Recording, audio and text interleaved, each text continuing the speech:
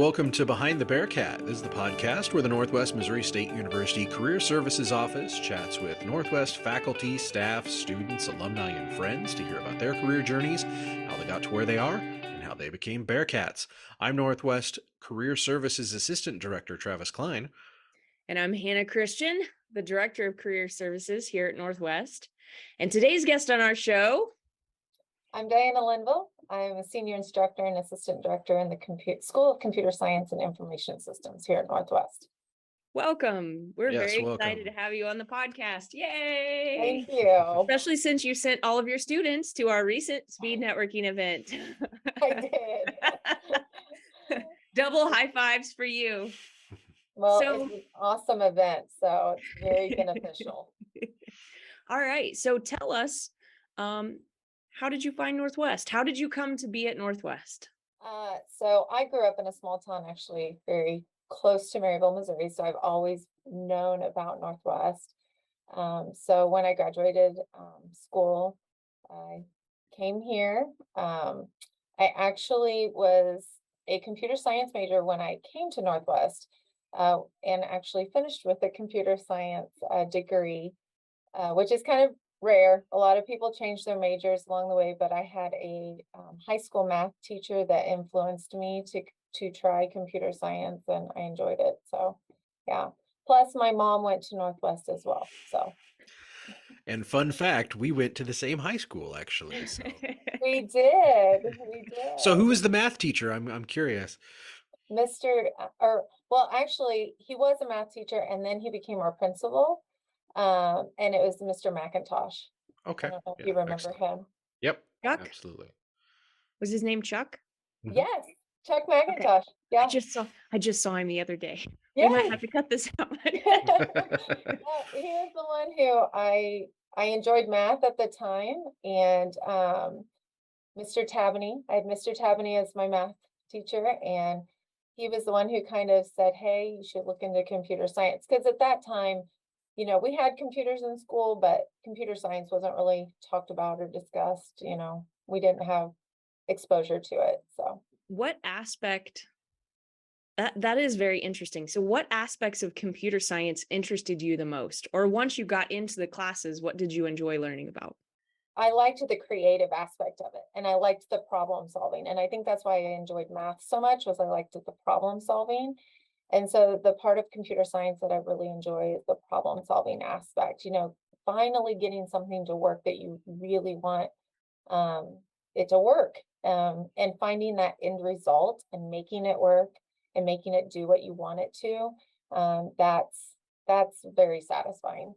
And now you're a professor, so you've got all kinds of problems to solve all the time, right?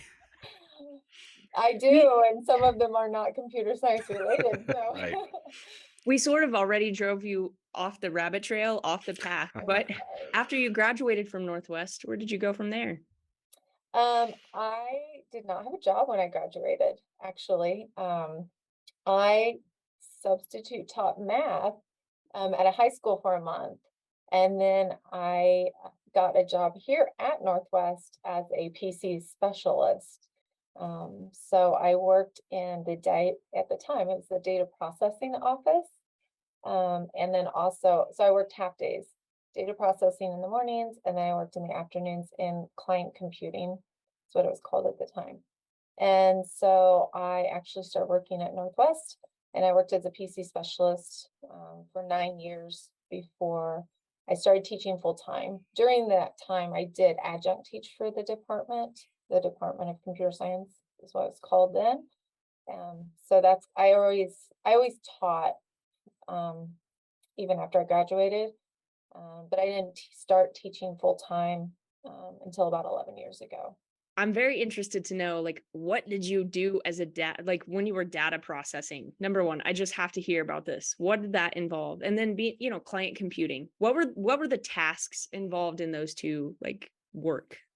So data processing was pulling a lot of reports for people at the university. I can't even tell you. We used a lot of SQL, MySQL, to do that. And then we did a lot of printing at the time. We had these very huge printers, they looked like a huge washing machine. that sat in the middle of the room, and we had to print reports on them. We also did every Friday night, I had to come in at like 5 o'clock, and I had to stay till midnight to do the backups of all the servers. So that was kind of the data processing aspect. And then in the afternoons, I worked with client computing, like kind of still what they do now. You go out and work on the machines around campus, on the computers around campus. So for anyone who had any technical problems. So yeah, lugged a lot of hardware at that age. That's Did you? interesting, though, that you were in the hardware side, not the software side with a computer science degree. That's, I think, a lot of times when you hear computer science, you think programming, you think, making things and not the actual machines themselves. But that's an important part of the industry, too. Yeah. Well, and we did, along with the hardware, had to work with a lot of the software that was on, the staff's, computers, a lot of different types of software, as you probably are aware. And, building load sets, and those types of things. So, we worked a little bit with the software, but no, it was not programming, which again, my students, their first 3 classes are strictly programming. And so they Mhm. think that's all there is. There's just so much more out there. So did you always feel like you kind of wanted to teach? No, I didn't. I really did not um, plan on teaching. Um, I've always just kind of gravitated towards that. I actually taught at the Northwest Tech School as well to adults in that program, computer skills and so forth, when I was going through, and then kind of after I graduated. And so I don't know, I've just always kind of taught, but I never thought that I would teach full time. But fun fact, I have a lot of teachers in my family. Your mom was one of my favorite teachers in high school, in fact. So, Travis had my mom, yeah. So yes, my she mom was was she was awesome. my mom was a teacher, my aunt's a teacher. I had 2 aunts that were teachers. So yeah, The family business. I guess they say there's something to that sometimes.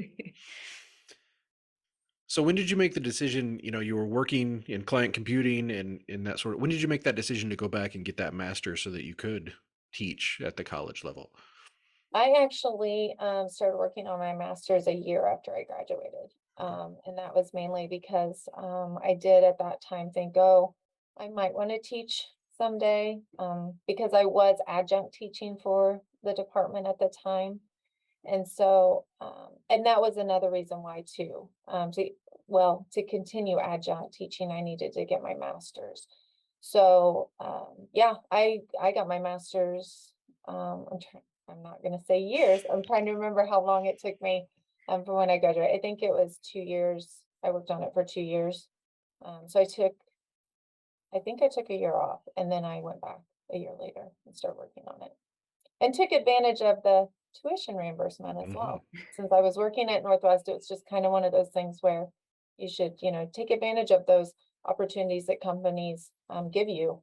And so that was one that I took advantage of. I do think that is once you've worked at Northwest or been exposed to the benefit of that, it's one of the biggest perks that you can take advantage of.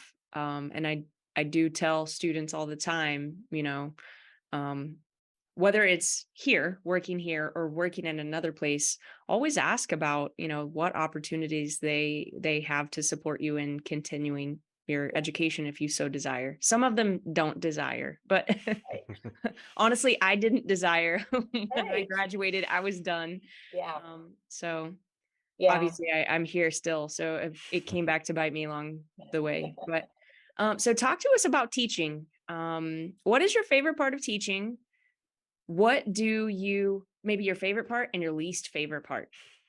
My favorite part is probably, well, it's of course working with the students, but it's also like teaching them or working with them, like when they explore things. Like I love when they explore things, because then I feel like you're really teaching that love of learning. And especially in computer science, explore different things that happen, when you write code, and that leads to growth in themselves and a better understanding of what they're doing. So, yeah, obviously working with the students, I love working with the students. So then on the flip side of that, my worst part is conflict. I'll say that. I'm a middle child. I have the middle child syndrome.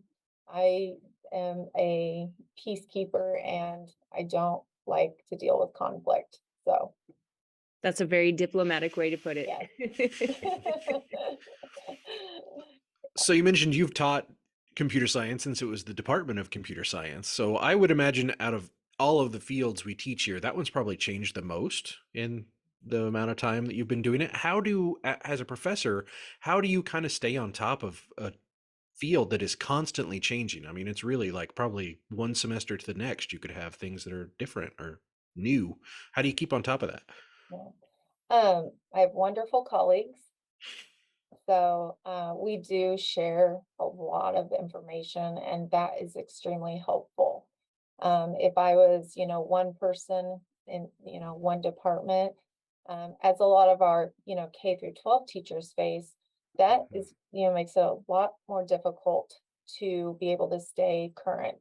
And so, all of us have different avenues that we use or, that we read or investigate. And, we're always sharing those techniques and things that are evolving. And that's really probably my biggest resource right there. Okay, let's pretend I'm the director of career services and I have no computer skills. That may or may not be true. Limited computer skills. In the current, let's just say, climate, or maybe I'm not the director, maybe I'm just a student who's not a computer science major.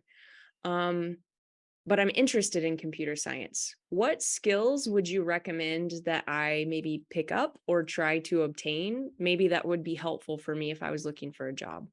It depends on how deep you want to go. I will say that. But obviously those first skills of, how to use Excel in depth, not just, your basics, rows and columns, but really like formulas and macros and so forth, those basic skills within, the Office suite. I'll say that. Um, if you're looking a little bit deeper, HTML and CSS are, any kind of web development. Those are good ones to start with. And I'm probably maybe a little biased because I teach those, but they're definitely a very fundamental type of coding, and a lot of students can understand HTML and CSS a little bit easier than they can if you're starting into like a object-oriented programming. So, and that gives you a little bit of understanding of websites, and having an understanding of websites is beneficial because everything you use uses HTML and CSS, your websites on your phones, so those are kind of a couple of things that I would probably recommend if someone was interested in or is interested in exploring computer science as well. Those would be like the classes that I would kind of say to gravitate towards. Fun But fact, Travis and myself, we both learned HTML and CSS the hard way. Absolutely. Yeah. Yep. By making and breaking. Yep. well, that's sometimes the best way to learn because you'll remember it. Absolutely. You'll remember it. Yeah. Sorry, Travis. I thought you had a question. You always No. have this like No. look on your face, and I'm like, I gotta be in sync with you. Yeah. One thing that I really like about the School of Computer Science is you guys have a really active professional advisory council of like pros that go out and then come back and tell you, what you should be changing with curriculum. Do you want to talk about maybe some of the folks that are involved with that? Because I don't think students, even in your school, probably don't realize, some of the really awesome people that are contributing to what you teach in the classes here. Yeah, so we do have an amazing professional advisory team. Carol Spradling started that a long time ago. She was really, got that implemented. And so we do have some wonderful individuals on there. We have several like VPs within their companies, whether that be Cerner, which we hear a lot about, at Northwest. But we have representation from all over. We have representation from Kansas City, Omaha, Des Moines, St. Joe and Maryville. Nucor has been on our professional advisory team, giving great feedback on there. I won't name names Right. since we're on the podcast, but Mosaic has been on there before as well. So, we have Principal Financial Group, we have Garmin, American Century Investments. They've always been very active. We have Federal Reserve Bank, they're very active as well. And we even have some from, Washington, DC, but I won't name names. So we do have a little bit of reach there when they can come back and advise. But yes, active group. They give back to the university in a lot of different ways, and we really appreciate them. And they do usually do a student panel for us as well. And so the students are able to come and talk with some of them. They're not all able to do the panel, and that would be too many for a panel anyway. But the ones that can stay, do stay and do talk to our students. So we do offer that in February when they're here. What advice do you have for maybe a fresh computer science grad? Let's pretend like I'm graduating in December. I like to make up for whatever reason today I'm in like pretend mode. But if I was graduating in December, what would you recommend that I do to prepare myself? Well, you should have your resume ready. So you should have talked to career services. Um, you should be looking and applying for jobs. You should be going to career day or planning to go to career day. I would also, obviously, participate in mock interview day. I have had students get jobs from mock interview day. So a lot of students think, oh, it's just mock interview. But really, I mean, I have had students get jobs and internships from that. So any opportunity to network with companies or professionals, you should definitely be taking advantage of that.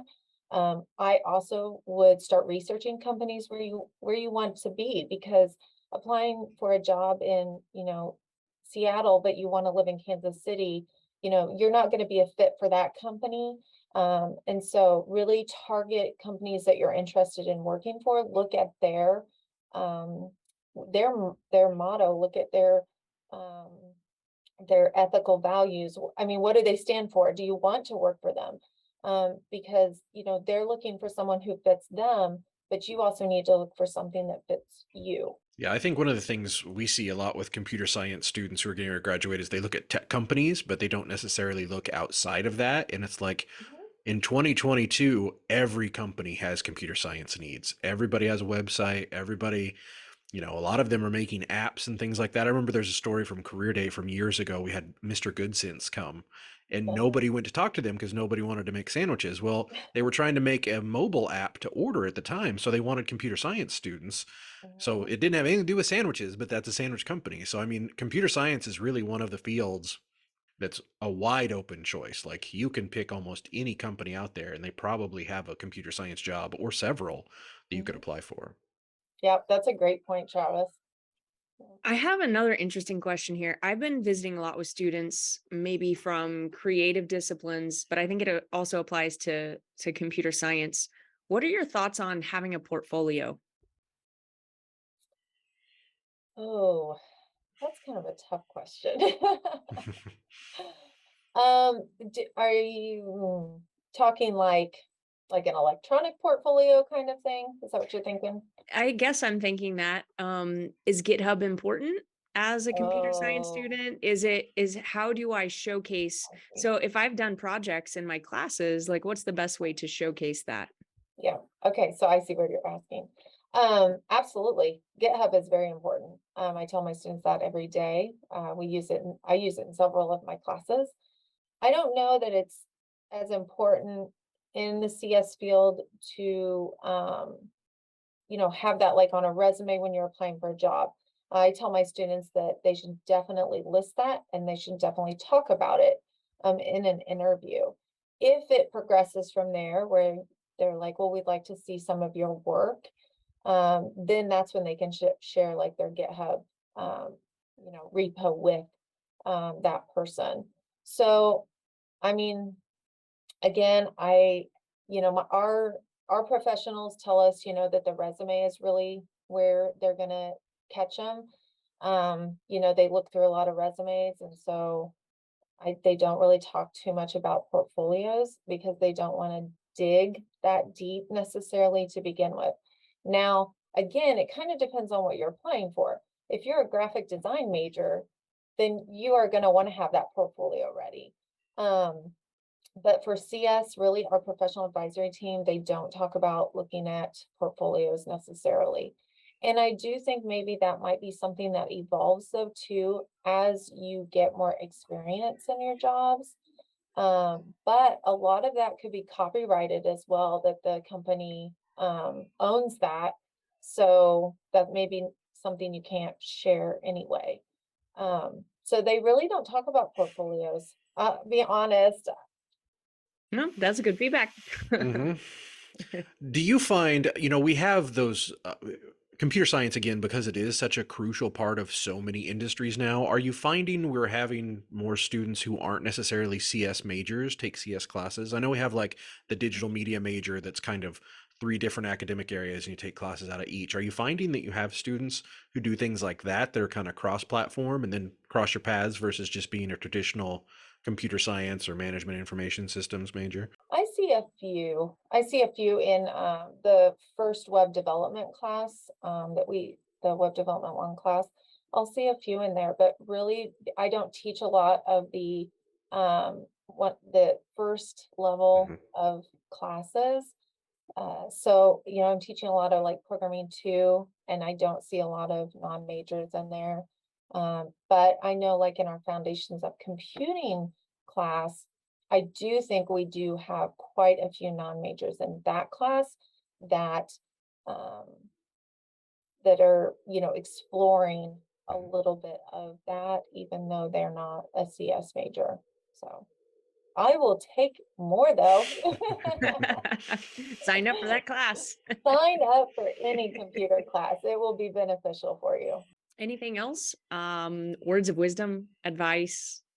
I'm open to anything. Um, Advice, I would just say, again, networking is like my big pet peeve with my students. I actually have a daughter who started college this year, and she's already tired of me being that mom that's like, have you got involved? Have you got involved? Yeah. So get involved, network with people. I tell my students all the time, these are people who are going to get jobs and in other companies, and they're, a connection that you have if a job were to come open, in that company that you're interested in. And so networking isn't just about what you and them can do for each other right now when you graduate. It's about, a lifetime. What would you say, like for your students, what's the best way to network? Is it best to do it at an in-person event, like, that the school's putting on or that career services is putting on? Is it, LinkedIn? Is that enough? What's the best way for them to make those connections if they're looking for those jobs in tech or in computer science? Well, I know as a student, it's hard to put yourself out there. And, Hmm. and so my biggest thing is to network with your peers, because again, they're going to go get jobs, hopefully. And you're going to go get a job, hopefully. And again, keeping those connections throughout, your career with each other, that's really important because they're getting jobs in those fields and they're going to have those connections in those fields. Um, Now, along with that, though, you should connect and network with people across the university, peers across the university as well. Because, like you said, Travis, computing is everywhere. And so they may go to a company and know of a job within that company, even though they're, in a completely different area. So really for college students, I really encourage them mainly to start networking with their peers because I do know how uncomfortable they are to go up and talk to a professional. With that being said, I also encourage them to network with their faculty because their faculty know about their jobs or about jobs that are out there, kind of like Travis when he sends us jobs, you know. Um, and going to those career events where they get to talk to professionals because that's a more relaxed environment than having to go, say, to a networking event in Omaha or Kansas City. And while I still tell students about those things, and there are students who have the personality that can just put themselves out there and go to those, that's great. But if you can't, then just starting with those events at career services that you put on is a way to start talking to professionals and get more comfortable doing that. Um, so, organizations, peers, those types of things are really important. The events you do with the professionals and networking with those professionals is really important. I had a student once who got his internship because he went to something at the president's house here. Like, I don't even know how he did it. I mean, he was a wonderful student, but he actually met one of my professional advisory team members at the president's office event that was going on. And he had a consulting company at the time, and he said, "Hey, I've got some work that I need done." And so he actually got a job, and we used it as an internship as well, with that person. And then that just led to more opportunities. So networking just anywhere is important. That's really great. And I have to admit, so we're going to finish this interview, and I have a meeting with one of your students Oh, because they were so impressive. And I told them to come back, and they oh, showed up. They're out there in the yeah. hallway waiting for me. So Oh, um, wonderful. Can I ask your who message is coming it is? through. Oh, good. Isn't this for a job?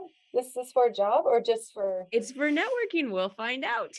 We will have jobs posted Oh, soon. So yes, it I could love potentially be. it. I love it. And that's so one of the beautiful things about career services that probably people don't know is that, of course, we have around 20 student employees, and we only hire one time a year. We open our job October 1st and we close it October 31st.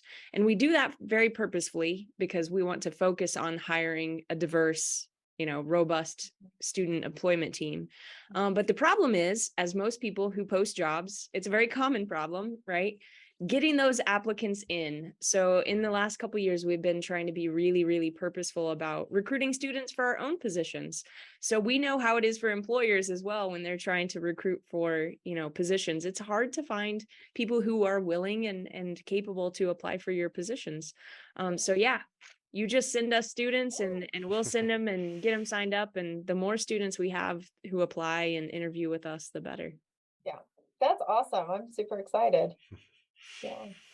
Awesome. Well, thank you so much. Thank you so much for being on the podcast. Yes.